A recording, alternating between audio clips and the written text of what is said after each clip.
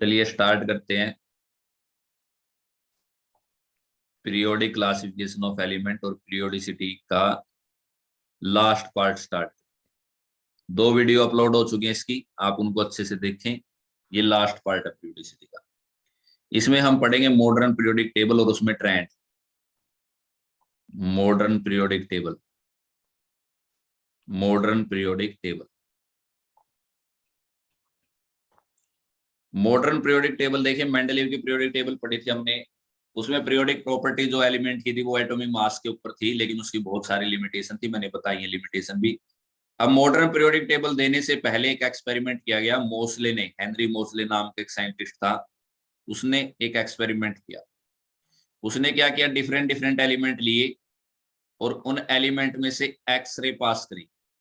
उन एलिमेंट में से एक्सरे पास करी और जो एक्सरे पास होकर के आई उनमें प्रॉपर्टी चेक की, तो एक्सरे की प्रॉपर्टी चेंज हो चुकी थी, क्योंकि इसमें अब किसकी प्रॉपर्टी आ चुकी थी, एलिमेंट की। ठीक है, तो बारी बारी करके उसने रखा और पाया कि जो प्रॉपर्टीज हैं, पीरियोडिक प्रॉपर्टीज,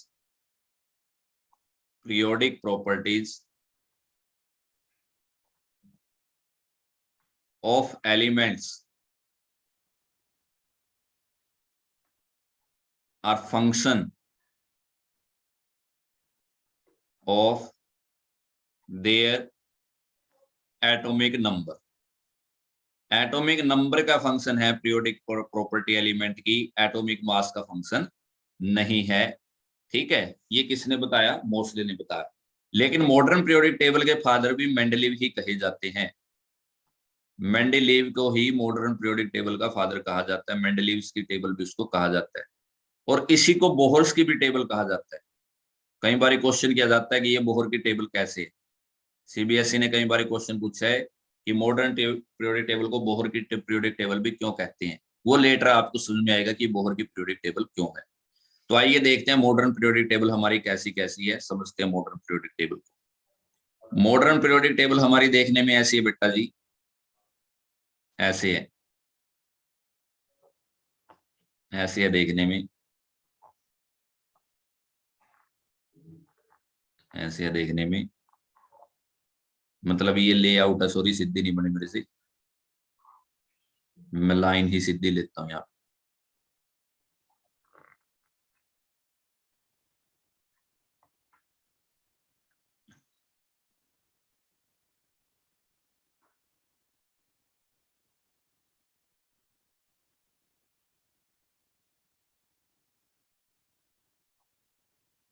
ये होगी, फिर ये होगी, ये होगी, ये होगी,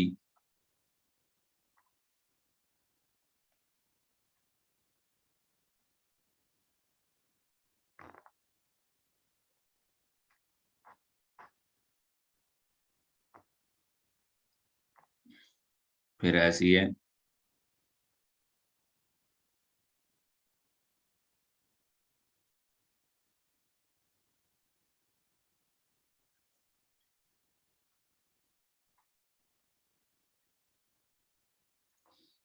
फिर ऐसी है,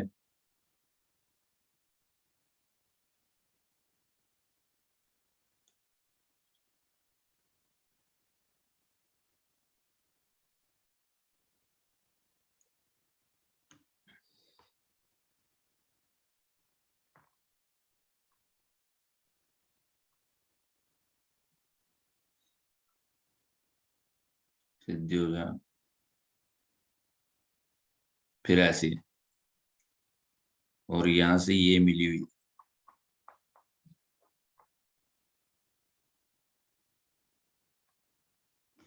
ये हमारी मॉडर्न पीरियोडिक टेबल ऐसी ऐसी देखने में लगती है। ठीक है, इस मॉडर्न पीरियोडिक टेबल में, इस मॉडर्न पीरियोडिक टेबल में ऐसे 18 वर्टिकल कॉलम है। वन, ठीक है जी, two, three, four, five, six, seven, eight, nine, 10, 11, 12 होगी क्या, देखना।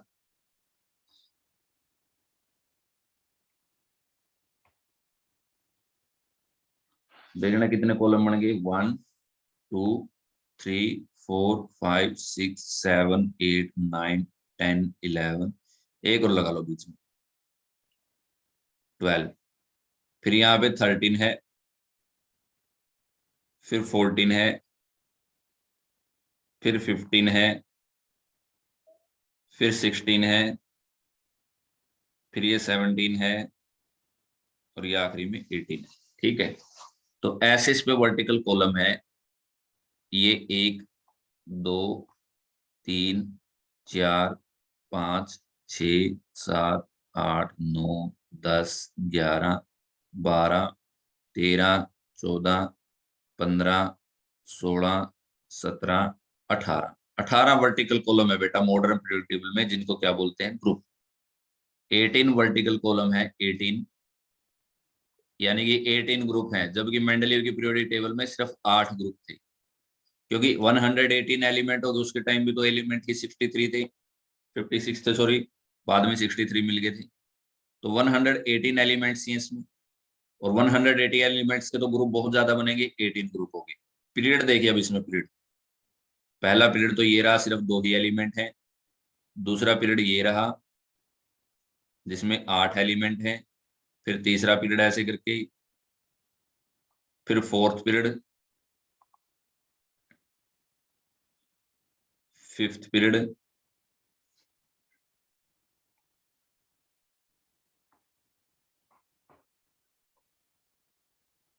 देखते हैं कितने पीरियड बनेंगे, 1 2, ये 3 हो गया,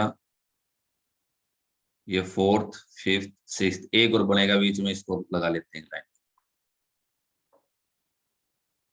ठीक है, इसका नाम थर्ड हो गया, इसका फोर्थ हो गया, ये फिफ्थ हो गया, ये सिक्स्थ हो गया, सेवंथ हो गया, यहाँ लिख देता हूँ मैं, देखिए ये first period, second period, third, fourth, fifth, sixth, seven.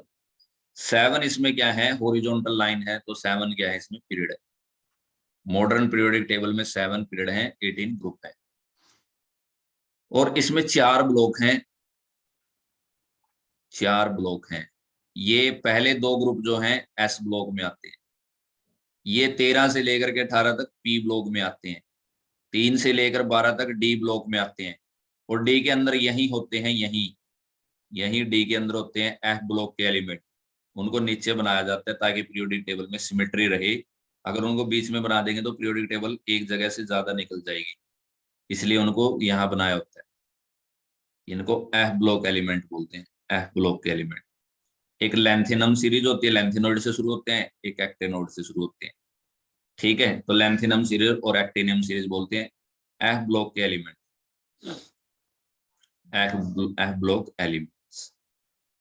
D block के एलिमेंट देखिए बीच में लाई कर रहे हैं, एस के भी बीच में और पी के भी बीच में, इसलिए इनको ट्रांजिशन मेटल भी बोलते हैं, ट्रांजिशन मेटल, ट्रांजिशन मेटल या एलिमेंट भी बोलते हैं। एफ ब्लॉक ट्रांजिशन के भी अंदर आते हैं, इसलिए इनको इनर ट्रांजिशन भी कहते हैं, इनर ट्रांजिशन, इनर ट्रांजिशन भी कहते हैं। ठीक है बेटा जी, पीरियोडिक टेबल में इस साइड जो है ये हिस्सा देखिए, एक बड़ा हिस्सा जो मैं बना रहा हूं, आप देखिए ये जो हिस्सा है सारा, इधर का, इधर का जो हिस्सा है यहाँ से लेकर के ये हिस्सा, ये हिस्सा और ये हिस्सा, इसको ऐसे जोड़ दो, ये सारा हिस्सा इस साइड का जो है, इस निशान से इस साइड का, ये सारे मेटल्स हैं, यानी कि पीरियोडिक टेबल में मेटल बहुत सारी है, देखिए सब मेटल, सब मेटल है, डी एफ ब्लॉक की सब मेटल हैं, एस ब्लॉक की सब मेटल हैं। ये जो बीच में लिखे मैंने, ये देखते हैं, मैं इसको अलग और कर देता हूँ इसका निशान, ये हिस्सा जो है, ये हिस्सा यहाँ से लेकर के, ठीक है ना, ये हिस्सा जो है जर्मेनियम का, और ये हिस्सा ये मेटालॉइड्स का हिस्सा है, ठीक है ना, ये सब का सब किसका हिस्सा है, मेटालॉइड्स का हिस्सा है, पोलेनियम तक। ठीक है, सब मेटालॉइड आते हैं इसमें, जिसमें मेटल और नॉन मेटल की दोनों की प्रॉपर्टी होती है। ठीक है, 7 मेटालॉइड्स हैं, बाकी सारी की सारी क्या है, नॉन मेटल्स, 21-22 के करीब सारी की सारी क्या है, नॉन मेटल। ठीक है जी, आई बात समझ में। तो ये सारी की सारी लेफ्ट हैंड साइड में पीरियोडिक टेबल में मेटल हैं, और बाकी सारी क्या है, नॉन मेटल। बाकी ज्यादा डिटेल इसकी +1 में पढ़ते हैं कि 13 ग्रुप के एलिमेंट को क्या बोलते हैं, boron family, carbon family, nitrogen family, oxygen family, halogen family, inert gas. S block 1 में क्या होते हैं, अल्कली मेटल होते हैं, S2 में अल्कलाइन अर्थ मेटल, ये सब +1 में पढ़ते हैं आकर के एक बार फिर जब पीरियोडिक क्लासिफिकेशन ऑफ एलिमेंट आता है हमारे पास। तो सिर्फ आपको इतनी जानकारी होनी चाहिए, इसमें 18 ग्रुप हैं, 7 पीरियड हैं, 4 ब्लॉक इसके अंदर हैं, ठीक है। और सेम प्रॉपर्टी के एलिमेंट को रखा गया एक ग्रुप में, लेकिन increasing order of atomic number में ये रखे गए। तो ये मॉडर्न पीरियोडिक टेबल थी, ध्यान से इसको देखिएगा, इसी के बाद अब आगे बात करें। मॉडर्न पीरियोडिक टेबल में क्या करना है, हमको ट्रेंड्स पढ़ने, ट्रेंड्स।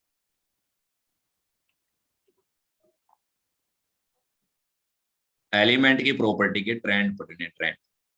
क्योंकि पीरियोडिक टेबल में या तो हम नीचे चलेंगे, एटॉमिक नंबर नीचे बढ़ रहे हैं, या एटॉमिक नंबर इस ओर बढ़ते हैं, इस ओर चलेंगे, तो इसको बोलते हैं down the group, down the group, या अलोंग द ग्रुप भी कह सकते हैं, डाउन द ग्रुप या along the group. Down word इसलिए अच्छा होता है क्योंकि हमको नीचे ही चलना होता है, और इसको बोलते हैं along the period, along the period. कई बार एग्जामिनर लिख देता है from left to right, left to right, इसका मतलब भी क्या होता है, अलोंग द पीरियड। कभी एग्जामिनर लिख देता है टॉप टू बॉटम, ऊपर से नीचे की तरफ आना, टॉप टू बॉटम। तो इस जगह पे ट्रेंड पढ़ेंगे, या तो इसी जगह पे चल के ट्रेंड पढ़ेंगे, एक बारी ट्रेंड को इस जगह पे पढ़ेंगे। तो आइए सबसे पहला ट्रेंड पढ़ते हैं, एटॉमिक साइज। एटम का साइज का ट्रेंड पढ़ते हैं, एटॉमिक साइज कैसे वेरी करेगा पीरियोडिक टेबल। अगर आपको ये समझ में आ गया तो आने वाले 2-3 ट्रेंड जो है सिलेबस में वो भी आपको समझ में आ जाएंगे, ठीक है। एटॉमिक साइज क्या होता है, न्यूक्लियस से आउटर मोस्ट सेल के इलेक्ट्रॉन के बीच के डिस्टेंस को, ये डिस्टेंस जो है आउटर मोस्ट सेल सपोज ये है, और इसके बीच के डिस्टेंस को क्या बोलते हैं, एटम का साइज, ठीक है। एटॉमिक साइज क्या होता है, the distance from the nucleus to the outermost shell electron, distance from the nucleus, from the nucleus, from the nucleus to outermost shell electron, outermost shell electron. Outermost shell बाहरी shell, जैसे कि देखिए ये sodium, आपका sodium का atomic number कितना है, 11। पहली सेल के, दूसरी सेल L, तीसरी सेल M। तो पहली सेल में 2 इलेक्ट्रॉन हो गए, फिर 8 हो गए, फिर 1 बच गया। तो आउटर मोस्ट सेल M होगी, और इसमें पड़ा हुआ इलेक्ट्रॉन ये आउटर मोस्ट इलेक्ट्रॉन हो गया। इसलिए ये इसके बेस पे भी चलती है, इलेक्ट्रॉनिक कॉन्फ़िगरेशन के बेस पे भी चलती है पीरियोडिक टेबल, इसलिए इसको बोहर की पीरियोडिक टेबल भी कहते हैं, ठीक है ना। इसको बोहर के पीरियोडिक टेबल भी कहते हैं, क्योंकि इलेक्ट्रॉनिक कॉन्फ़िगरेशन का भी बेस इसमें चलता है, वैलेंसी का बेस भी इसमें चलता है। तो एटॉमिक साइज आपको समझ में आ गया होगा। अब एटॉमिक साइज का ट्रेंड पढ़ते हैं कि डाउन द ग्रुप क्या होता है और अलोंग द पीरियड क्या होता है। Down the group, down the group, down the group, atomic size gate increase, बढ़ जाता है। अलोंग द पीरियड क्या हो जाता है, अलोंग द पीरियड डिक्रीजेज, यानी कि यहां जाएंगे तो साइज डिक्रीज होगा, यहां जाएंगे तो साइज इंक्रीज होगा। आइए समझते हैं कैसे। जैसे मैंने लिथियम लिया, फिर सोडियम लिया, फिर पोटासियम लिया, एक ही ग्रुप के एलिमेंट है, इसका 3 एटॉमिक नंबर है, इसका 11 है, और इसका कितना है, 19 है, सॉरी। तो इसकी सेल बनाई, पहली सेल पे है 2, दूसरी सेल में 1, 2 8 1, 2 8 8 1। तो देखिए जब हम डाउन द ग्रुप जा रहे हैं, नंबर ऑफ सेल बढ़ रही है कि नहीं बढ़ रही, नंबर ऑफ सेल इंक्रीज हो रही है। नंबर ऑफ सेल इंक्रीज होने से क्या हो रहा है, nucleus and outermost shell के इलेक्ट्रॉन की अट्रैक्शन घट रही है, सेल अट्रैक्शन डिक्रीजेज। यानी कि ये पोटासियम है, यहाँ पे ये पहली सेल आ गई बेटा, ये दूसरी सेल आ गई, ये तीसरी सेल आ गई, और ये चौथी सेल आ गई, देखो यहाँ पे इलेक्ट्रॉन पड़ा है, तो न्यूक्लियस के बीच में और इसके बीच में कितना डिस्टेंस हो गया, बहुत ज्यादा डिस्टेंस हो गया। पहला तो इन दो पे अट्रैक्शन लगेगी जो इस सेल में दो पड़े होंगे, फिर इस सेल में 8 पड़े हैं पूरे के पूरे, इन पे अट्रैक्शन लग रही होगी, ठीक है ना। फिर अगली में भी 8 पड़े हैं, लेकिन बाहर तो एक ही पड़ा है, एक पे तो फिर बहुत कम अट्रैक्शन लगेगी क्योंकि दूर हो गया। इसलिए जब नीचे जाते हैं, डाउन द ग्रुप जाते हैं, साइज इंक्रीज हो जाता है। क्यों होता है? नंबर ऑफ सेल बढ़ जाती है, न्यूक्लियर और आउटर मोस्ट सेल की अट्रैक्शन घट जाती है। अब यहाँ बुक में कई जगह लिखा होता है जेड इफेक्टिव, इसी का मतलब जेड इफेक्टिव होता है इफेक्टिव न्यूक्लियर चार्ज, कि न्यूक्लियस का जो नेट अट्रैक्शन लगनी होती है वो घट जाती है। तो साइज नीचे क्यों बढ़ता है? क्योंकि जेड इफेक्टिव घट जाता है, Z effective down the group घट जाता है। क्यों? क्योंकि नंबर ऑफ सेल बढ़ती हैं और न्यूक्लियस की अट्रैक्शन घट जाती है, जिसी को जेड इफेक्टिव बोलते हैं, ठीक है। अब इधर चलिए, ये लिथियम है, ये बेरिलियम है, ये बोरोन है। यहाँ इसका एटॉमिक नंबर 3 है, 4 है, 5 है। पहली सेल 2 1 हो गया, दूसरी सेल 2 2 हो गई, तीसरी सेल 2 3 हो गई। तो देखिए नंबर ऑफ सेल सेम रही, अलोंग द पीरियड क्या रही, नंबर ऑफ सेल सेम रही। तो न्यूक्लियस की और बाहर वाले इलेक्ट्रॉन की अट्रैक्शन बढ़नी शुरू होगी, क्योंकि देखिए साइज छोटा होने की वजह से यहाँ 3 इलेक्ट्रॉन थे, ये था, तो ये 3 इलेक्ट्रॉन तो और ज्यादा स्ट्रांगली इसकी तरफ अट्रैक्ट होंगे क्योंकि साइज छोटा है। इसीलिए अलोंग द पीरियड साइज क्या हो जाता है, घट जाता है। क्यों? क्योंकि नंबर ऑफ सेल इंक्रीज नहीं होती, नंबर ऑफ सेल सेम रहती हैं और जेड इफेक्टिव बढ़ता जाता है, जेड इफेक्टिव बढ़ता जाता है। देखिए पहले तो 2 सेल पे 3 प्रोटॉन अट्रैक्शन लगा रहे थे, फिर 2 ही सेल पे 4 प्रोटॉन अट्रैक्शन लगा रहे हैं, फिर 2 ही सेल पे 5 प्रोटॉन अट्रैक्शन लगा रहे हैं, यानी कि सेल तो सेम है, अट्रैक्शन बढ़ती जा रही है। अंदर की अट्रैक्शन को बोलते हैं, देखिए अंदर पॉजिटिव चार्ज की अट्रैक्शन। पहले तो पॉजिटिव चार्ज 3 था 2 सेल पे, फिर 4 था, फिर कितना हो गया, 5 हो गया, अट्रैक्शन बढ़ गई क्योंकि नंबर ऑफ सेल सेम रही। अगर नंबर ऑफ सेल बढ़ जाती तो अट्रैक्शन कम हो जाती। अब दूसरा फैक्टर आता है वेलेंसी, या ट्रेंड बोल दीजिए, दूसरा ट्रेंड आता है वेलेंसी। जब हम डाउन द ग्रुप जाते हैं, जैसे लिथियम, सोडियम, पोटासियम, 3 11 19, तो ये 2 1 रह गया, 2 8 8 1 रह गया, सॉरी 2 8 1 हो गया, ये 2 8 8 1 हो गया। तो देखिए वैलेंसी क्या होती है, वैलेंस सेल में जो इलेक्ट्रॉन पड़े होते हैं उनको स्टेबल करने के लिए जितने इलेक्ट्रॉन चाहिए होते हैं, तो कोई भी सेल या तो 2 से स्टेबल होती है या 8 से स्टेबल होती है, बोहर ने ऐसा बताया था। इसलिए वैलेंसी ग्रुप में क्या रहेगी, सेम रहेगी। वैलेंसी इन ग्रुप क्या रहती है, सेम रहती है, क्योंकि इलेक्ट्रॉनिक कॉन्फ़िगरेशन भी ग्रुप में क्या रहती है, सेम रहती है। फिर बात करते हैं मेटालिक और नॉन मेटालिक करैक्टर की, metallic and non metallic character, non metallic character. जब हम नीचे जाते हैं तो पता आपको साइज क्या हो जाता है, बढ़ जाता है, यानी कि अट्रैक्शन इलेक्ट्रॉन के साथ खत्म हो जाती है। यानी कि जब हम डाउन द ग्रुप जाते हैं, इलेक्ट्रॉन डोनेटिंग टेंडेंसी बढ़ जाती है, इलेक्ट्रॉन डोनेटिंग टेंडेंसी इंक्रीज हो जाती है, और जो इलेक्ट्रॉन देते हैं वही तो मेटल होते हैं। यानी कि डाउन द ग्रुप क्या होता है, metallic character, metallic character increase, ठीक है। यानी कि जितना बड़ा साइज उतना ज्यादा मेटालिक करैक्टर।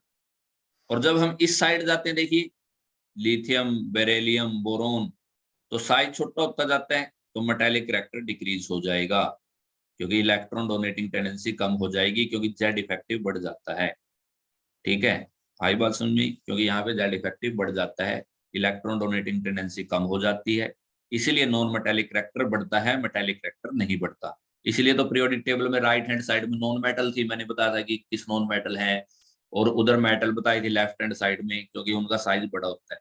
ये पीरियोडिक टेबल में भी ये बात फिट बैठती है, ठीक है जी। तो ये था आपका चैप्टर नंबर 5 जो खत्म हुआ, ठीक है।